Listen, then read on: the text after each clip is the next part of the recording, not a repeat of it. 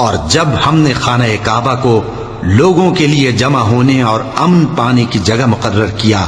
اور حکم دیا کہ جس مقام پر ابراہیم کھڑے ہوتے تھے اس کو نماز کی جگہ بنا لو، اور ابراہیم اور اسماعیل کو حکم بھیجا کہ طواف کرنے والوں اور اعتکاف کرنے والوں اور رکوع کرنے والوں اور سجدہ کرنے والوں کے لیے میرے گھر کو پاک صاف رکھا کرو۔ اور جب ابراہیم نے دعا کی کہ اے پروردگار اس جگہ کو امن کا شہر بنا، اور اس کے رہنے والوں میں سے جو اللہ پر اور روز آخر پر ایمان لائیں ان کے کھانے کو میوے عطا فرما، تو اللہ نے فرمایا کہ جو کافر ہوگا میں اس کو بھی کچھ مدت تک سامان زندگی دوں گا، مگر پھر اس کو عذاب دوزخ کے بھگتنے کے لیے مجبور کر دوں گا، اور وہ بری جگہ ہے۔ اور جب ابراہیم اور اسماعیل بیت اللہ کی بنیادیں اونچی کر رہے تھے تو دعا کیے جاتے تھے کہ اے ہمارے پروردگار